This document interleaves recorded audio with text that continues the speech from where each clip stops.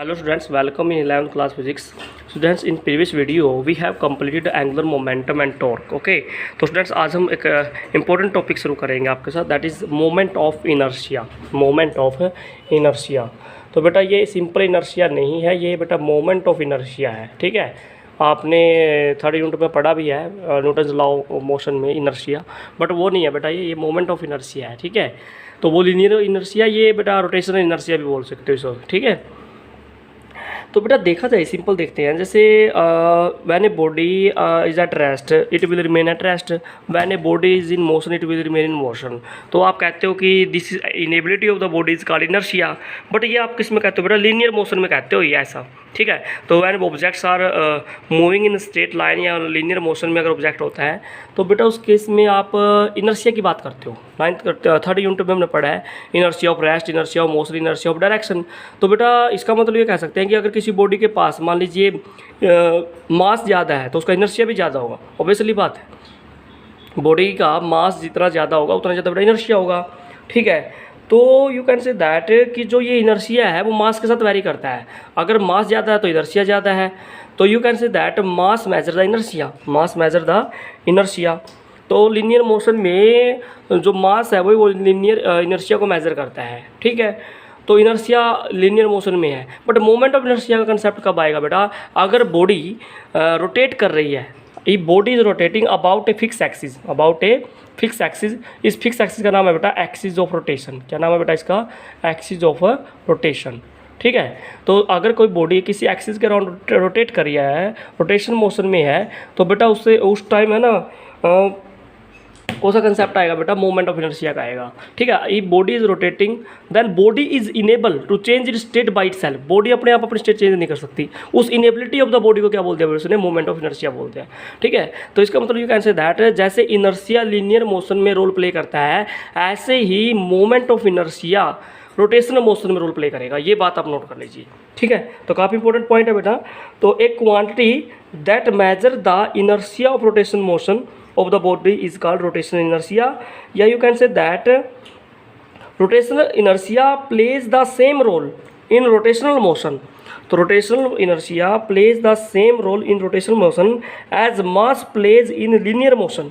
ठीक है, ये बात काफ़ी इंपॉर्टेंट है बेटा कि जैसे मास लीनियर मोशन में अपना रोल प्ले करता है, ऐसे ही moment of inertia rotational motion में रोल प्ले करता है. ठीक है भाई, अब हम मोमेंट ऑफ इनर्शिया के बारे में कुछ पढ़ते हैं भाई. तो जनरली देखा जाए, मान लीजिए जनरली जो मोमेंट ऑफ इनर्शिया है उसका सिंबल आई होता है बेटा, और फॉर्मूला क्या होता है mathematically? Product of the mass with square of the distance from the axis of rotation. जैसे मैं कहता हूँ कि कोई बॉडी है, let's say this is body. ठीक है भाई, ये रोटेट कर रही है इस एक्सिस ऑफ रोटेशन के अराउंड, तो ये उसकी डिस्टेंस है, बॉडी का मास m है भाई. तो उस बॉडी का मोमेंट ऑफ इनर्शिया क्या आएगा बेटा? Product of the mass with square of the distance. ठीक है भाई, तो ये उसका मोमेंट ऑफ इनर्शिया का फॉर्मूला होता है बेटा, ये नोट कर लीजिए आप. तो मोमेंट ऑफ इनर्शिया का मैथमेटिकली फॉर्मूला ये होता है, और moment of inertia same role play करता है as the inertia plays in linear motion.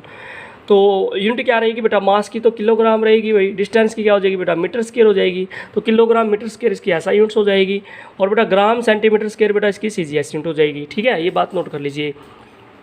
Dimension formula की बात करें, M1 L2 T0 बेटा, ये इसका डायमेंशन फॉर्मूला बन जाएगा. ठीक है, अब हम बात करते हैं भाई मोमेंट ऑफ इनर्शिया का फिजिकल मीनिंग क्या होगा, मैथमेटिकल इक्वेशंस क्या है.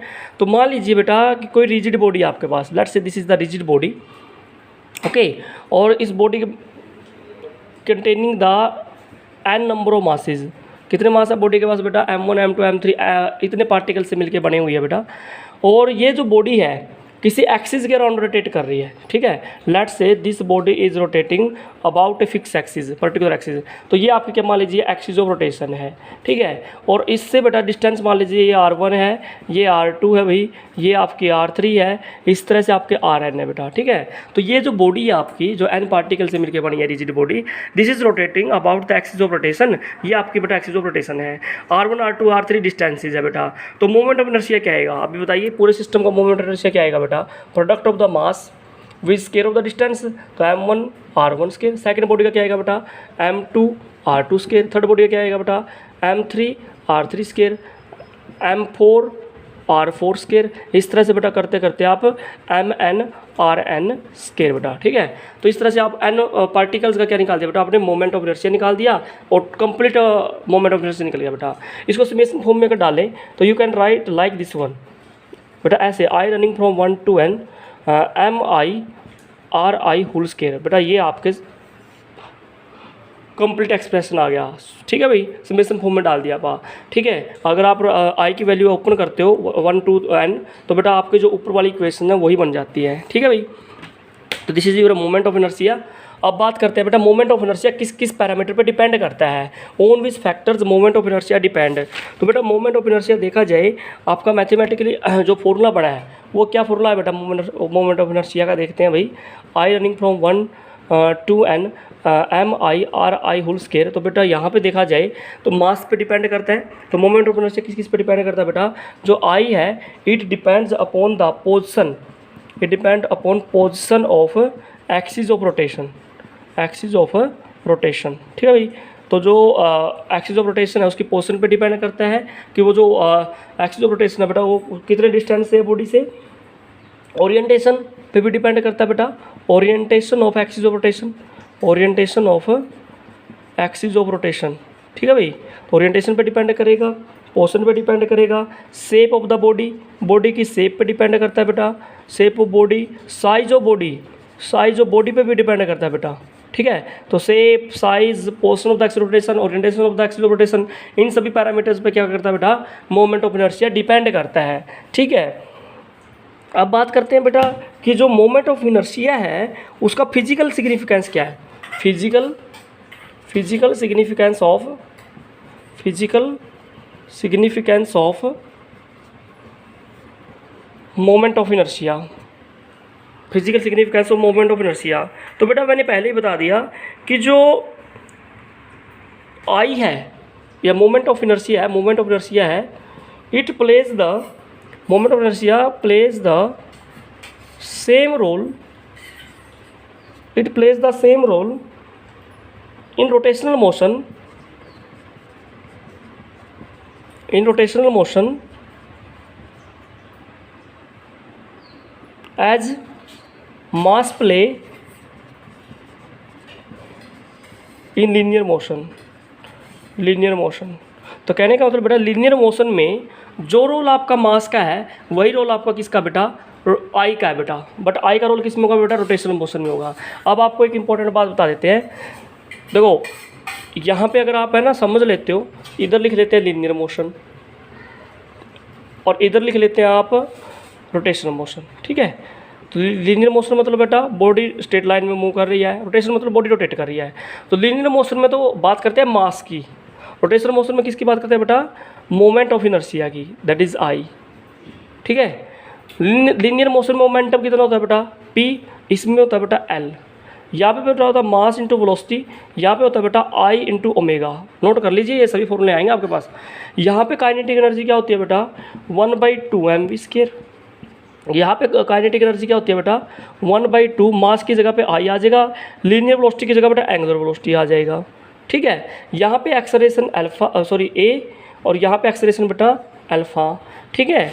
सिमिलरली जैसे यहाँ पे बेटा फोर्स होता है, यहाँ पे बेटा टॉर्क होता है, F इजिकल टू एम में, यहाँ पे बेटा tau is equal to I into alpha बेटा, ठीक है। तो अब आपने ये सारे पैरामीटर्स नोट कर लेने बेटा लीनियर मोशन और रोटेशनल मोशन में, ठीक है। तो जितने भी पैरामीटर्स हैं वो सारे चेंज हो जाते हैं लीनियर और रोटेशनल मोशन में। लीनियर मोशन में बेटा वेलोसिटी v होती है, यहाँ पे बेटा ओमेगा होती है, ठीक है, एंगुलर वेलोसिटी होती है। तो ये सभी पैरामीटर्स है बेटा काफ़ी इंपॉर्टेंट है। तो 1 by 1 आप जैसे जैसे यूनिट में आएंगे डिस्कस भी करेंगे, फिर भी आप नोट कर लीजिएगा, काफ़ी इंपॉर्टेंट पैरामीटर्स है बेटा, ठीक है। तो importance of moment of inertia के बारे में हमने बात की और बेटा किस पे डिपेंड करता है उस पर भी हमने डिस्कस कर लिया है। अब बात करते हैं बेटा काइनेटिक एनर्जी ऑफ रोटेशन, ठीक है। तो बेटा ऑब्वियसली बात है, मान लीजिए कि अगर मैं आपसे बात करूं ये कोई रिजिड बॉडी है, ठीक है, और ये रिजिड बॉडी इस एक्सिस ऑफ रोटेशन से बेटा मूव कर रही है, इसके अराउंड रोटेट कर रही है और having the masses m1 m2 m3 mn। तो body is made of n particles. तो this is the rigid body और डिस्टेंसेस क्या बेटा r1 है, r2 है आपकी, r3 है आपकी, इस तरह से r है ना भाई, ठीक है। तो बेटा अब एक बात बताइए बॉडी जब रोटेट करेगी इस एक्सिस ऑफ रोटेशन से, तो बेटा जो पार्टिकल्स हैं सेम वेलोसिटी से मूव करते हैं, तो बेटा सिस्टम की जो एंगुलर वेलोसिटी है वो तो सेम रहेगी, कांस्टेंट रहेगी, यानी कि ओमेगा तो चेंज नहीं होगा। बट जो डिस्टेंसेज है बेटा वो डिफरेंट है। कोई ज़रूरी नहीं है कि ये पार्टिकल्स की जो डिस्टेंस है वो सेम हो, तो उसकी वजह से बेटा जो लीनियर वेलोसिटी है वो चेंज हो जाएगी। तो v इक्वल टू क्या होता है बेटा आर ओमेगा, तो फर्स्ट पार्टिकल की लीनियर वेलोसिटी क्या हो जाएगी बेटा r1 ओमेगा, सेकंड की v2 equal to r2 omega, third one की बेटा v3 equal to r3 omega, last one की बेटा vn equal to rn omega. इस तरह से आपने पार्टिकल्स की लीनियर वेलोसिटी चेंज लिख लिया बेटा, ठीक है। अब अगर आप काइनेटिक एनर्जी निकालते हो फर्स्ट पार्टिकल की, तो kinetic energy of the first particle क्या आएगी बेटा, kinetic energy of the first particle that is equal to 1/2 m1 v1 square, तो 1/2 m1। बेटा v1 की वैल्यू कितनी है, v1 की वैल्यू देखिए r1 ओमेगा है, तो यहाँ पे v1 स्केयर करना है बेटा, तो r1 स्केयर ओमेगा स्केयर हो जाएगा बेटा, ठीक है। तो 1/2 m1 r1 square omega 1 square. Similarly अगर बात या फिर आप देखो ओमेगा तो वैसे भी कांस्टेंट है, उसको आप 1 मत लिखिएगा। सेकंड पार्टिकल काइनेटिक एनर्जी लिखोगे तो कैसे आएगी बेटा 1/2 m2 r2 square omega square. इस तरह से आप कंप्लीट सिस्टम की काइनेटिक एनर्जी लिख सकते हो बेटा। तो kinetic energy of rotation of body, kinetic energy of rotation of body अगर आप लिखना चाहते हो तो you can write like this one. तो फर्स्ट पार्टिकल की बेटा 1/2 m1 r1 square omega square, second one की बेटा 1/2 m2 r2 ओमेगा स्केयर। इस तरह से करते हुए बेटा 1/2 m3 r3 square omega square और mn rn ओमेगा स्केयर। तो इस तरह से आप कर लिख सकते हो बेटा। कॉमन ले लीजिए, जो टर्म्स आती हैं 1/2 कॉमन आ जाएगा सिस्टम का, और बेटा ओमेगा स्केयर बाहर, ठीक है। और इसको हम समेशन की फॉर्म में अगर लिखें आई रनिंग फ्रॉम 1 to n, तो mi ri होल स्केयर और बाहर ओमेगा स्केयर कॉमन ले लिया बेटा। अभी बताया था बेटा ये टर्म क्या है I, this is the moment of inertia. तो kinetic energy of rotation is equal to 1/2, इसको कंप्लीट आई मान लेते हैं, ये बेटा ओमेगा स्केयर हो जाएगा। तो this is the kinetic energy of rotation 1/2 I omega square.